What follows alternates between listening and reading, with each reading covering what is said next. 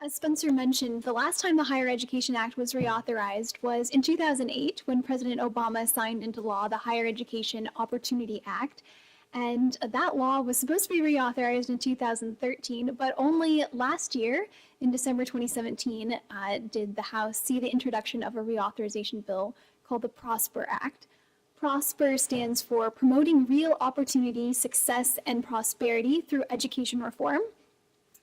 And some of you may have seen the statements that NAS has put out on the PROSPER Act, the toolkits. Many of you have used that in playing your role in the legislative process.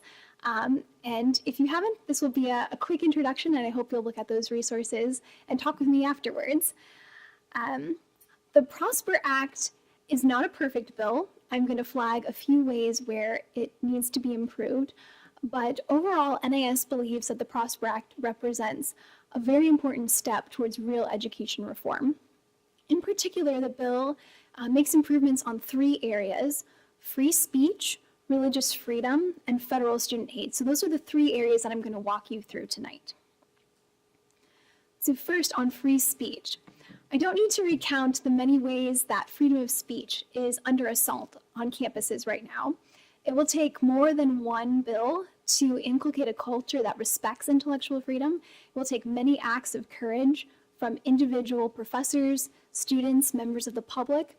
But the PROSPER Act makes three key changes on freedom of speech that are a step in the right direction.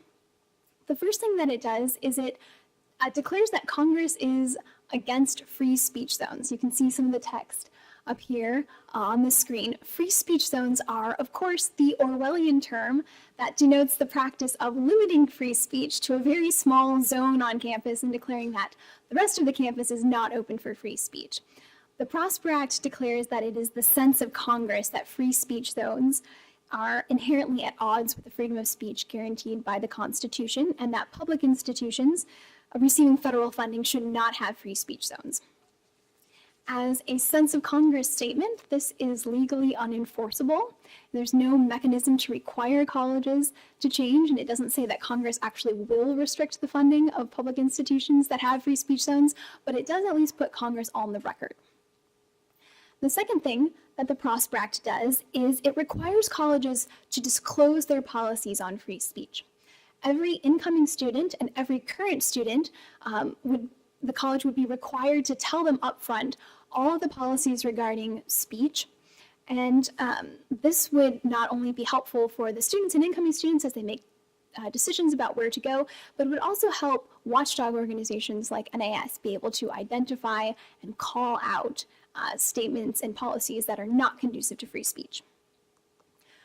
The third thing that the PROSPER Act does on free speech is it creates a way for students to report their colleges when they do not enforce their own policies fairly. The Secretary of Education would be required to designate an employee to receive complaints from students who allege that their colleges have either not disclosed their speech policies or have not enforced them fairly. And the Secretary would be required to open an investigation if it was determined that the college had not abided by the law. The college would be forced to provide restitution. For instance, if a speaker was disinvited, they would be required to reinvite that speaker. And if the secretary uncovers evidence of violation of the First Amendment, she would be required to turn that over to the Department of Justice. So, three steps in the right direction that would provide some sunlight to help watchdog organizations like NIS and also provide students a kind of recourse besides filing lawsuits to protect their freedom of speech. We are concerned that the bill does not actually incentivize colleges to improve their policies on freedom of speech. So long as colleges disclose their policies and enforce them fairly, they would be in compliance with the PROSPER Act. There's no mechanism to encourage them to have better policies that are more open to freedom of speech. But these are changes that we think are good and an improvement. Second, let's talk about religious freedom. The PROSPER Act is very strong on religious freedom, both for religious students and also for religious colleges and universities. For religious students, it protects their rights to form student organizations that are centered around their religious faith. Many religious student organizations have a statement of faith or a code of conduct that they expect their student leaders to adhere to in order to be in leadership of their, say, Campus Christian Fellowship. Some colleges have declared these groups to be discriminatory because their leadership positions are not open to anyone who wants to run for the president of their religious group. The Prosper Act would forbid colleges from singling out religious student groups and discriminating against them by denying them official recognition as an official student group or access to campus facilities, student activity fees, and all of the benefits that are regularly provided to other official student groups. So that's what it would do for religious students. For religious colleges and universities, it protects them from discrimination by the government. It says that the government cannot take an adverse action against them on the basis of their religious mission or their religious affiliation, or an action that is taken in keeping with their religious affiliation and mission. And it permits the college to self-define what their religious mission is. So that is how it would protect religious freedom. Then let's spend some time looking at federal student aid reform. As Spencer mentioned, Title IV student aid really is the heart of the Higher Education Act. It's the source of much of the power that the federal government has over colleges and universities, and it is one of the main ways that students see the effects of the federal government on colleges and universities when they go to get their grants and loans from the federal government. The Prosper Act has three key changes on federal student aid. The first is that it would cap student loans. Now, tomorrow we will have a panel on the question, where does higher education derive its income? And our panelists will discuss this more fully. I'll just say here, there's a lot of evidence that the very generous loans and grants that the federal government provides has incentivized colleges to increase their tuition in an effort to capture that additional money. So the Prosper Act, by capping the amount of money that students and parents can borrow from the federal government, would decrease that pressure and rein in the cost of college. It would institute annual caps for students, tiered by how far they are along in their education, also dependent on whether they are an independent student or a dependent student. And then it would also create an aggregate cap of $39,000 for a dependent student. So however long it takes a student to finish an undergraduate degree, $39,000 is the amount of money they could borrow from the federal government.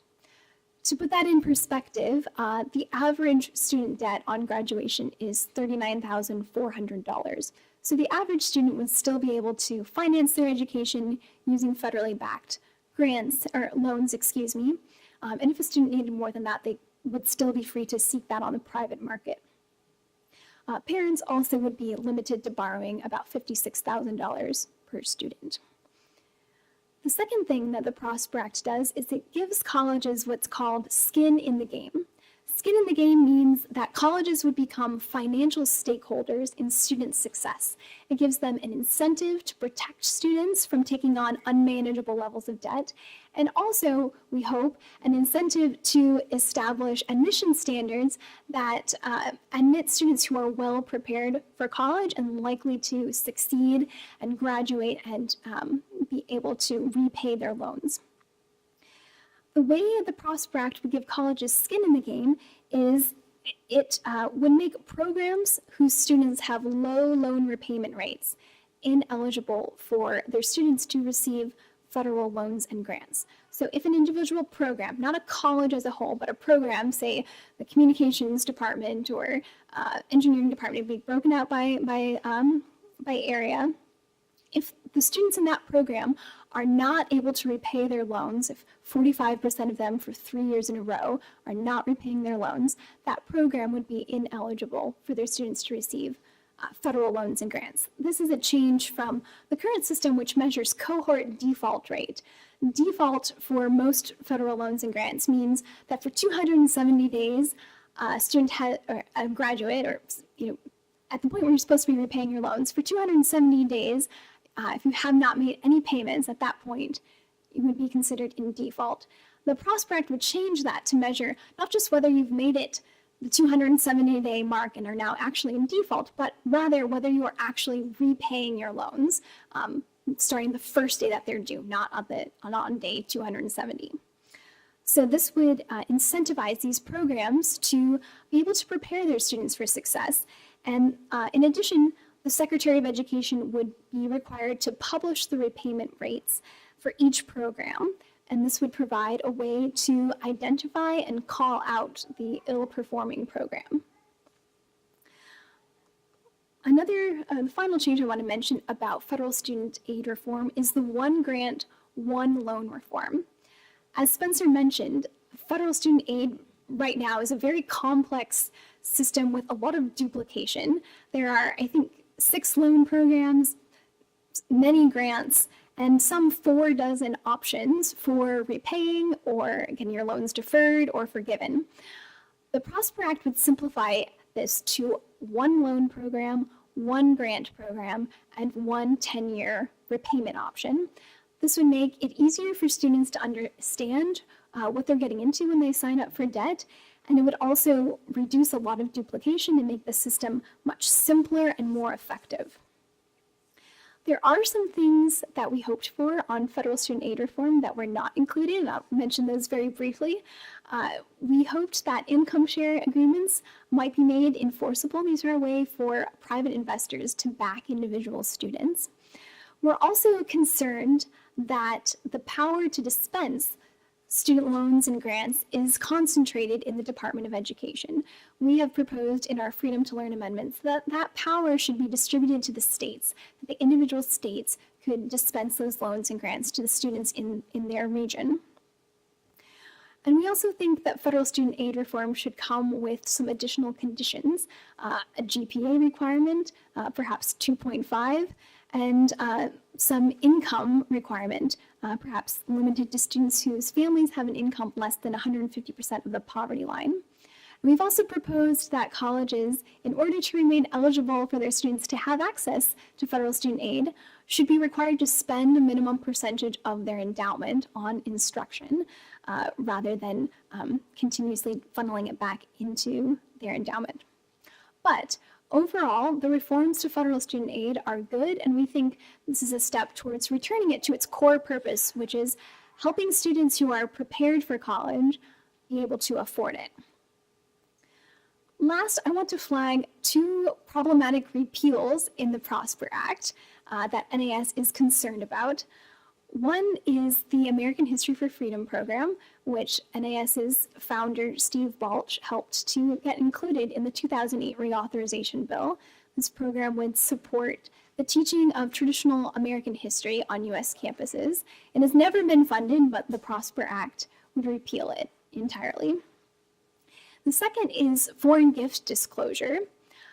Tomorrow, if you're interested in this topic, I'll be leading one of the breakout sessions on hostile government interference on college campuses and the way that foreign governments, particularly China, but also other nations, are funneling large sums of money into colleges and universities in an effort to influence them and, in some cases, even subvert them. The law currently requires colleges and universities to disclose large gifts and contracts from foreign sources. They have to disclose that to the Department of Education, which maintains a spreadsheet available to the public. And this is an important way to provide transparency and to provide a check on the integrity of higher education. We are very alarmed that the Prosper Act would repeal those disclosure requirements for all but a small handful of colleges and universities.